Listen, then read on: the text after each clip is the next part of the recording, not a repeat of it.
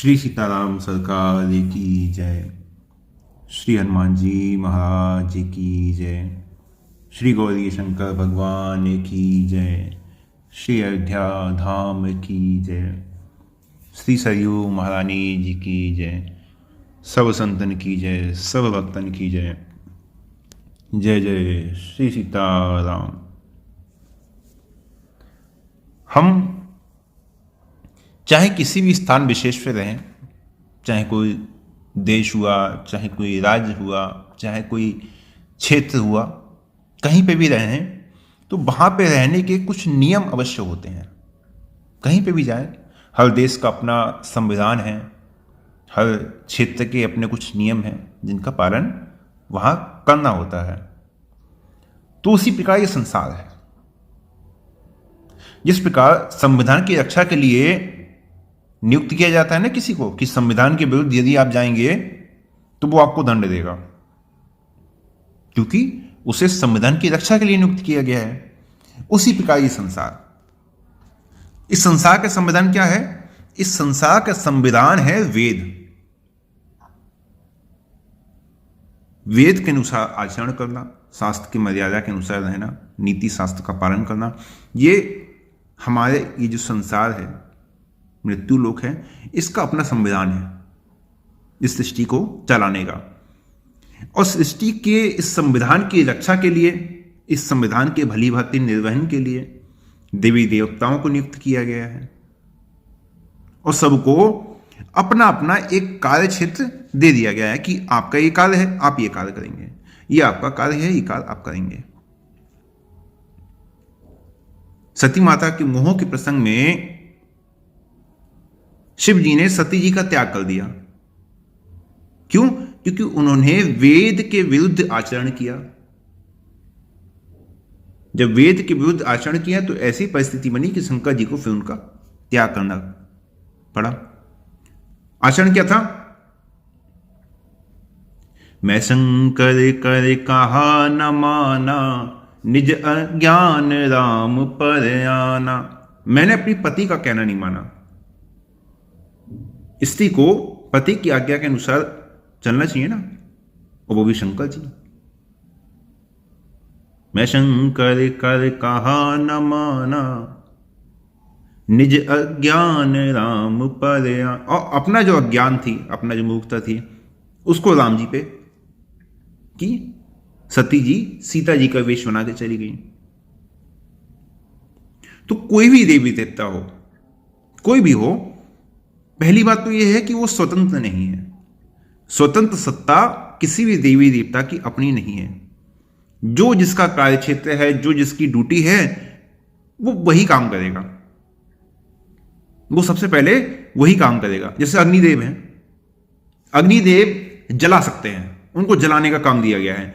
अग्निदेव से कहा जाए आप इसे भिगो दो, भिगो देंगे क्या? नहीं भिगो सकते, क्योंकि वो उनका काम नहीं है। उनको वो क्षेत्र उनका दे दिया गया कि आपका काम है जलाना। वरुण देव है, उनका जल का क्षेत्र है, भाई आपका काम है भिगोना, बुझाना, प्यास बुझाना। आप किसी को जला सकते हैं? नहीं, आप किसी को जला नहीं सकते। वायुदेव, आपका कार्य क्या है? संसार भर में वायु का प्रवाह करना है ना, सुखाना। वो काम वरुण देव नहीं कर सकते, अग्निदेव नहीं कर सकते, जो कार्य वायुदेव कर सकते हैं। तो इसी प्रकार सबको सबका काम दे दिया गया और सबको अपने अपने कार्य का ही निर्वहन करना है। अब इन सभी को जो चलाने वाले हैं, इन सब पे जो कंट्रोल करने वाले हैं, वो कौन है? देवों के देव महादेव। अब ऊपर शंकर जी को बिठाया गया कि आप इन सबका कार्य क्षेत्र देखेंगे और जहां जैसा कार्य क्षेत्र होगा आप दूसरे को वैसा कार्य क्षेत्र दे सकते हैं। शनिदेव को शंकर जी ने कार्य क्षेत्र दिया, आप कर्मों के निर्धारण के अनुसार कर्मफल का निर्धारण करेंगे।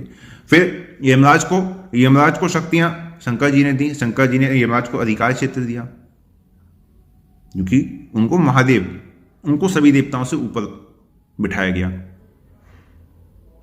अब शंकर जी हैं, शंकर जी वेद की मर्यादा के विरुद्ध जो कार्य करता है, जिसे सती जी का था, त्याग कर दिया, तो इसी प्रकार शंकर जी जो वेद की मर्यादा के विरुद्ध जो चलने वाले हैं उनको क्षमा नहीं कर सकते।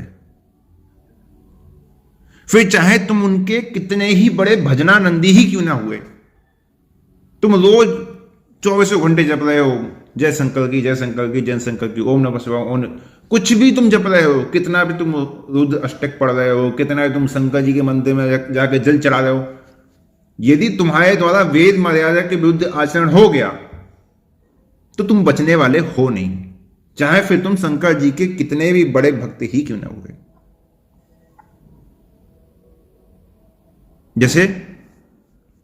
जैसे काकभूषुंडी जी, काकभूषुंडी जी अपने जब जन्म की काकभूषुंडी जी ने कथा सुनाई है तो वहां काकभूषुंडी जी कह रहे हैं कि मैं शंकर जी में बड़ी श्रद्धा रखता था और शंकर जी का ही भक्त था। एक बार हर मंदिर जपते रहूं शिव नाम, गुर आयु अभिमान ते उठी नहीं कीन प्रणाम। मैं शंकर जी के मंदिर में था, शंकर जी की पूजा कर रहा था, शंकर जी के नाम का जप कर रहा था, क्योंकि शंकर जी को अनन्य रूप से मानते थे। लेकिन उसी समय वहां पे काकभूषुंडी जी के गुरु जी आ गए। अब गुरुदेव आ गए तो प्रणाम नहीं किया काकभूषुंडी जी ने, प्रणाम नहीं किया तो क्या हुआ, अब वेद मर्यादा का उल्लंघन हो गया, वेद के विरुद्ध आचरण हो गया काकभूषुंडी जी के द्वारा। शंकर जी के अनन्य भक्त हैं, शंकर जी के नाम का जप कर रहे हैं, शंकर जी के मंदिर में बैठे हैं, लेकिन हुआ क्या, मंदिर माज भई नभ बाणी रेहत भाग्य अज्ञ अभिमानी। मंदिर में तो आकाशवाणी हुई, रेहत भाग्य अज्ञ अभिमानी, अभिमानी का मूर्ख है, गुरु को प्रणाम नहीं किया, वेद के विरुद्ध आचरण कर दिया। लेकिन तदपिशाप सट दे हूं तो ही, फिर भी देख श्राप तो मैं तुझे दूंगा, क्योंकि नीति विरोध सुहाई न मोही। जो नीति के विरुद्ध चलता है वो मुझे अच्छा नहीं लगता, भले तू मेरा अनन्य भक्त है, तू मेरे ही नाम का जप कर रहा है, लेकिन फिर भी क्षमा नहीं है, तो करूं क्या, जो नहीं दंड करऊं खल तोरा। यदि अभी मैं तुझे दंड नहीं दूंगा तो क्या होगा, भ्रष्ट हो श्रुति मार्ग मोरा। तो जिस वेद मार्ग की मर्यादा का मैं पालन करता हूं, जिस वेद मार्ग की मर्यादा की मैं रक्षा करता हूं, भ्रष्ट हो श्रुति मार्ग मोरा, वो मेरा वेद मार्ग ही भ्रष्ट हो जाएगा। इसलिए तुझे तो मैं दंड दूंगा ही दूंगा, तुझे मैं छोड़ नहीं सकता, भले ही तू मेरा भक्त सही। तो ये सब क्या है, सबको सबके कालक्षेत्र दे दिए गए हैं। ब्रह्मा जी हैं, आपको सृजन ही करना है, आप प्रलय नहीं कर सकते। शंकर जी हैं, आपको प्रलय ही करना है, आप सृजन नहीं कर सकते। विष्णु जी हैं, आपको पालन ही करना है, प्रलय से आपको कोई लेना देना नहीं है। सबको सबका काम दे दिया गया। अब संसार का नाश कैसे होता है, ये संसार धीरे धीरे मलिनता को प्राप्त होता जाता है। देख रहे हैं ना, धीरे धीरे कितना दंभ कपट पाखंड स्वाद सब कुछ संसार में बढ़ता जा रहा है। और धीरे धीरे जब ये मल बहुत बढ़ जाता है, जब जब होए धर्म के हानि, बाढ़ही असुर अधम अभिमानी, करही अनीति जाय नहीं बरनी, सीधे ही विप्र धेनु सुर धरनी। जब ऐसी परिस्थिति होती है तब तब प्रभु दई विविध शरीरा, हर ही कृपा निधि सज्जन पीरा, तब तब भगवान का अवतार होता है। इस तरह से यह संसार चलता है। अब कलिकाल है, कलिकाल में ये मलिनता इतनी बढ़ गई है कि अब ये देवताओं के वश में तो रहा नहीं, देवताओं के वश में भी कलिकाल नहीं है, और इसलिए इस कलिकाल में अब देवताओं की जो शक्ति है वो शून्य हो गई है, उनके बस में नहीं रहा। तो अब जो अधर्म हुआ है, अब इस अधर्म को वो दूर तो कर नहीं सकते। अधर्म कैसा, तामस बहुत रजो गुण थोड़ा, कलि प्रभाव विरोध चहोरा। चारों कलि का प्रभाव बढ़ रहा है। और कैसा प्रभाव है, नर पीड़ित रोग न भोग कही, अभिमान विरोध अकार नहीं, लघु जीवत संपुच, पंचदशा कल्पांत न नाश गुमान असा। रोगों से ग्रस्त है, मनुष्य रोगों से ग्रस्त है। रोग कौन से? मानस रोग, जो पिछले से पिछले सत्संग में बताए थे, मानस रोगों से ग्रस्त है। भोग कहीं कहीं सुख है ही नहीं, अभिमान विरोध अकाल नहीं, बिना कारण अभिमान करने वाला हो गया है। लघु जीवन संपतु पंचदशा, छोटा सा जीवन है लेकिन घमंड ऐसा कि कल्पांत न नाश गुमान ऐसा। घमंड उसको ऐसा है कि कल्प के अंत में प्रलय हो जाएगी तो भी उसका नाश नहीं होगा। कलिकाल बिहाल किए मनुजा, नहीं माने तो कह अनुजा तनुजा। कलिकाल ने मनुष्य को ऐसा कर दिया है कि बहन बेटी का भी विचार समाप्त हो चुका है। नहीं तोष विचार न शीतलता, सब जाति कुजाति भय मगता। न संतोष है, न विवेक है, न शील है। चाहे जाति हो चाहे कुजाति हो, मांगने का अधिकार हो चाहे ना मांगने का अधिकार हो, सब जाति कुजाति भय मंगता, सब मांगने वाले हुए हैं। लाओ दो, लाओ दो, हमारी झोली भर दो। बैठे हैं किसी काम के लिए, बैठे हैं ज्ञान को उपदेश देने के लिए, लाओ थोड़ा पैसा दे दो। हर है ना, सब जाति कुजाति भय मंगता, ईर्षा परुषास्त्र लोलुपता, भई पूरी रही समता बिगता। सब लोग विशोक वियोग विशोक हुए, वर्णास धर्म आचार गए। सब कुछ नष्ट हो चुका है। दमदान दया नहीं जान पनी है, तनु पोषक नारी नरे सरगा, पर निंदक जे जग मोह बगड़े। सब कुछ नष्ट हो जाएगा, केवल शरीर के पालन पोषण में ही लगे हुए हैं। इसलिए तामस बहुत रजो गुण थोड़ा, कली प्रभाव विरोध चहुओरा। सब कुछ कलिकाल में नष्ट हो चुका है। ऊपर से कलिकाल है तो ये छोटा सा, चारों युगों में सबसे छोटा कलिकाल है। और इतने समय में भी इस कलिकाल में इतना मल आ जाता है, इतना मल आ जाता है, इतना दोष आ जाता है कि देवताओं के बस में भी नहीं रहता। इसको केवल भगवान अवतार लेकर ही दूर कर सकते हैं। भगवान का अवतार कल की अवतार जब होगा, और कल की अवतार कब होगा? कलिकाल की उम्र क्या है? 4,32,000 वर्ष। और जब कलयुग के लगभग 800 वर्ष रह जाएंगे समाप्त होने के, तब भगवान का अवतार होगा। तब भगवान धीरे धीरे धीरे धीरे उस मल को नष्ट करेंगे। 800 वर्ष लग जाएंगे और उस समय फिर सब कुछ समूल नाश कर दिया जाता है। तब ही धर्म की स्थापना होती है। जो धर्म के अनुसार आचरण करने वाले हैं वही बचते हैं, अन्यथा नाश कर दिया जाता है। अब जब राम जी आएंगे तब सबको सुखी करेंगे। अब उसमें तो बहुत समय है ना, कब राम जी आएंगे, कब सुख मिलेगा? अभी तुम्हें कोई सता रहा है, गरीब हो, असहाय हो, सज्जन हो,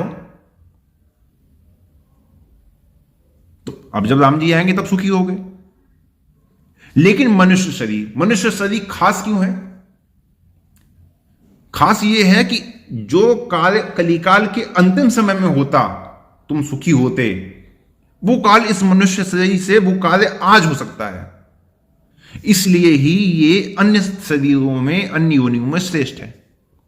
देह धरे कर यह फल भाई, भजिए राम सब काज बिहाई। इसलिए कहा कि राम नाम करो, राम नाम करो, तो जो कार्य अंत में होना है इस कलिकाल के ना, वो अभी हो जाएगा। तुम सुखी अभी हो जाओगे। इस संसार में सुख नहीं है, एक दुष्ट अतिशय दुख रूपा, यहां सुख नहीं है। लेकिन सुख कभी हो जाओगे? सुखी तब हो जाओगे जब भजिए राम सब काज बिहाई। जो परलोक यहां सुख चाहूं, दोनों जगह राम जी कह रहे हैं कि भाई दोनों जगह तुम्हें सुख मिलेगा। सुनि मम बचन मानी दृढ़ गहु, मेरे वचनों को ग्रहण कर लो। सुलभ सुखद मार्ग यह भाई, भगति मोरी पुराण श्रुति गाई। ये सुलभ है, ये सबके लिए है और सबको सुख प्रदान करने वाला है। सुलभ सुखद मार्ग है भाई, ऐसी मेरी भक्ति है। तो सदैव के लिए सुखी हो जाओगे। लेकिन होगा जब हो कोई राम जी का भक्त। सुन मन धर सब तजी भज मोही, जब एकमात्र अनन्य रूप से, अनन्य भाव से उनका भजन होगा, तब तुम सुखी हो जाओगे। तुम्हारी रक्षा की गारंटी फिर उनकी ही होगी। रक्षा की गारंटी उसकी ही होती है जो केवल उनका है। सुन मुनि तो ही कहूं सहरोषा, भजे मोहि तजी सकल भरोसा। जो सब आस भरोसे छोड़ के मेरा भजन करता है उसकी रक्षा होती है इस कलिकाल में, बड़े से बड़े संकट में उसकी रक्षा होती है। करऊं सदा तिनकी रखवारी, जिमि बालक राखई महतारी, उसकी रक्षा होती है, कोई उसका अहित करने वाला नहीं है। कैसे? राजस्थान की रियासतें पहले होती थी ना, तो राजस्थान में एक रियासत थी, तो वहां के जो राजा थे उनका नाम था जयमल जी। वो भगवान के बड़े भक्त थे और भगवान की सेवा पूजा में बहुत लगे रहते थे। उनका जो सेवा पूजा का समय था भगवान का, वो था पूरे 10 घड़ी, 1 घड़ी 48 मिनट, 10 घड़ी 480, ठीक है ना, मतलब 6 से 8 घंटे भगवान का भजन करते थे। और उस समय यदि उन्हें कोई बीच में टोक दे, उनके भजन में विघ्न डाल दे, तो उसके लिए मृत्यु दंड का विधान था कि यदि बीच में किसी ने टोका तो उसको मृत्यु दंड दिया जाएगा। तो जयमल जी के एक भाई थे, लेकिन उनका स्वभाव उनसे विपरीत था, बगल की रियासत उनकी थी, तो जयमल जी से द्वेष तो उनको था ही। तो उन्होंने सोचा कि किस प्रकार से जयमल जी की रियासत पे आक्रमण करके इसको अपने अधीन कर लिया जाए। तो गुप्तचरों से पता करवाया, तो जयमल जी की जो पूरी दिनचर्या है उसका पता चल गया कि इस समय ये भगवान की सेवा पूजा में चले जाते हैं और फिर 8 से 10 घंटे सेवा पूजा में रहते हैं, कोई उनके पास नहीं जाता। तो अब उन्होंने सारी जानकारी निकाली। उसके बाद उन्होंने उसी समय जयमल जी के राज्य पर आक्रमण कर दिया जिस समय जयमल जी पूजा कर रहे थे। अब मृत्यु दंड का भय, बीच में कौन टोके, सबको भय, जाएंगे तो मृत्यु दंड हो जाएगा। लेकिन राज्य पर संकट आया तो मंत्रिमंडल में जितने मंत्री थे सबने आपस में विचार किया कि ऐसा करते हैं, जो राजमाता हैं उन्हें भेजते हैं, तो महाराज तक सूचना ही पहुंच जाएगी और जैसा वो हम लोग के लिए कहेंगे वैसा हम कर लेंगे। यदि किसी दूसरे को भेजने के लिए कहेंगे, सेना को तैयार करने के लिए कहेंगे, तो हम लोग कर लेंगे। सबने समझा बुझा के राजमाता को भेज दिया। राजमाता पहुंच गई तो पूरी उन्होंने बात बताई, इस प्रकार से ये बात है। तो जयमल जी ने माता जी से कहा कि भगवान सब अच्छा ही करेंगे। इतना कह के वो फिर भगवान के भजन में लग गए, भगवान सब अच्छा करेंगे। अब मंत्रियों ने सोचा कि माता जी कुछ सूचना लेके आएंगी, माता जी खाली अच्छे लिए बोले, उन्होंने तो इतना ही कहा कि भगवान सब अच्छा करेंगे। अब राजा की ओर से कोई स्पष्ट आदेश मिला नहीं, और क्योंकि राजा के परिवार के भाई थे तो सबने सोचा कि परिवार के भाई हैं, हो सकता है कि समझ हो जाके ही काम चल जाए, तो आक्रमण करना भी एकदम से सही नहीं है। अब क्योंकि राजा ने कहा था कि भाई भगवान सब अच्छा ही करेंगे, अब ऐसे में सारा जो उत्तरदायित्व आ गया वो आ गया भगवान पे। क्यों? क्योंकि करऊं सदा तिनके रखवारी, जी बालक राखे महतारी, अब उसकी रक्षा का उत्तरदायित्व मेरा है।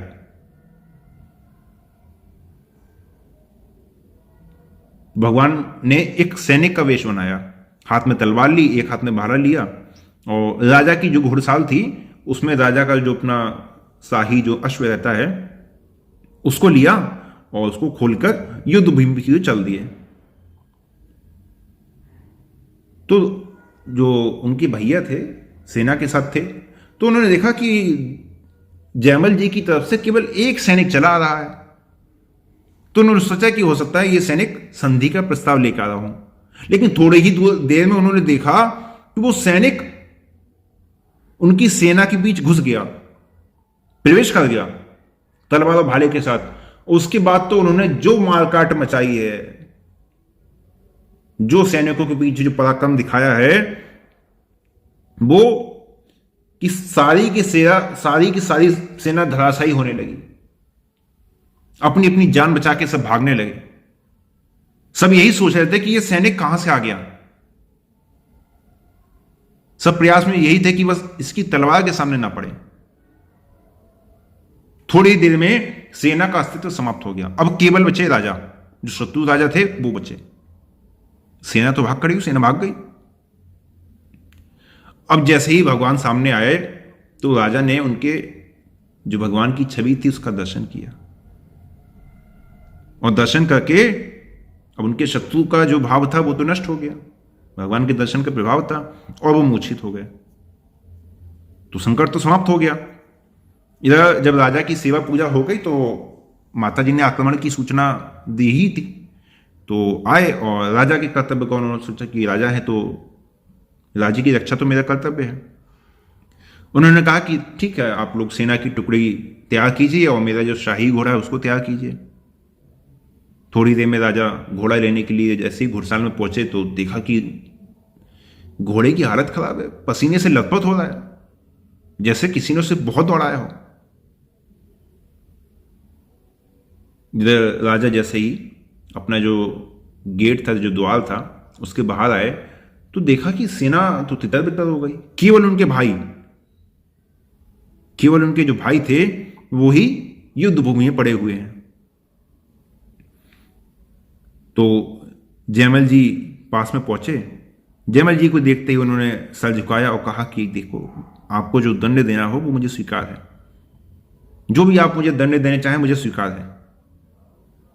तो जयमल जी ने कहा कि पहले आप ये बताओ कि आपकी सेना का ये हाल किसने किया और आप कैसे घायल हो गए। तो उन्होंने कहा कि आपकी ओर से एक सिपाही आया था घोड़े पे बैठकर और उसने ही मेरी सेना का ही विनाश किया है। उसके देखते ही मैं घोड़े से गिर गया, मूर्छित हो गया। जयमल जी को समझते हुए देर नहीं लगी कि भगवान ही थे। जयमल जी समझ गए कि भगवान ही थे। जयमल जी के मन में बड़ा दुख हुआ कि मेरे कारण भगवान को इतना कष्ट उठाना पड़ा। मैंने तो वही माता को संतोष हो जाए इसलिए कह दिया कि भगवान सब अच्छा करेंगे, लेकिन भगवान ने मेरी राज्य की रक्षा करने के लिए स्वयं आ गए।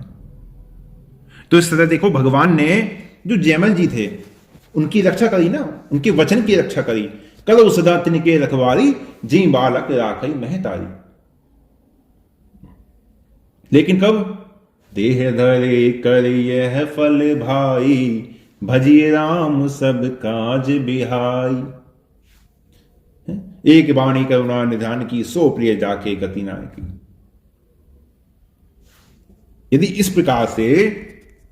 यदि वास्तव में इस प्रकार से हमारा भजन होने लगे तो जो हम लोग डरते हैं ना, भय खाते हैं, माया ये परेशान करेगी, ऐसा कुछ ही नहीं, कुछ भी नहीं। भगवान के भक्तों के लिए आया है कि तिन्हि बिलोकत माया सकुचाई। अरे भगवान के भक्तों का मुख देख के माया सकुचा जाती है कि इनसे दूर रहना है, इनके पास नहीं जाना। ये तो राम जी के हैं, इनके पास नहीं जाना है। और आजकल के भक्तों को माया घेरे रहती है, जब मन करे गिरा देती है। अरे भक्त होते तो माया तो नहीं बिलोकत माया सकुचाई। माया तो तुम्हें देख के ही दूर हट जाती, तुम्हारा मार्ग छोड़ देती, वो तुम्हें गिरा कैसे सकती है। यदि गिराया है तो कहीं ना कहीं कुछ तो ऐसी बात है ना। बात वही है, एक वाणी करुणा निधान की, सो प्रिय जाके गति नान की, कि हमें उनकी गति नहीं है, हमें पूर्ण रूप से उनका आश्रय नहीं है। यही जो कमी है ना, यही हमसे प्रारंभ से हो रही है और इसी कमी का जो निराकरण है वो आज तक नहीं हुआ। ये हो गया ना तो फिर सब कुछ हो जाएगा। और इस कमी को दूर करने के लिए ही बार बार सत्संग, इस कमी को दूर करने के लिए बार बार नाम जप के लिए कहा जाता है कि नाम जप करिए। इस कमी को दूर करने के लिए ही कहा जाता है कि सभी साधनों का आश्रय छोड़ दीजिए।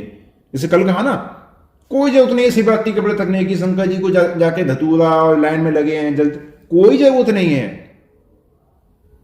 शंकर जी तो सहज रूप से भगवान की सेवा में ही रहते हैं। शंकर सहज स्वरूप समारा, लाग समाधि अखंड पारा। शंकर जी तो नित्य निरंतर भगवान की सेवा में ही रहते हैं। उनको राम जी से प्रिय क्या है? खूब राम राम सुनाओ, उनको खूब मानसी सुनाओ। शंकर जी इसी में प्रसन्न है। और अपनी जो भक्ति है अनन्य रूप से, अनन्य भाव से, एक भरोसो एक बल एक आस विश्वास। और आज के लिए यहीं विश्राम देते हैं। जय जय श्री सीताराम।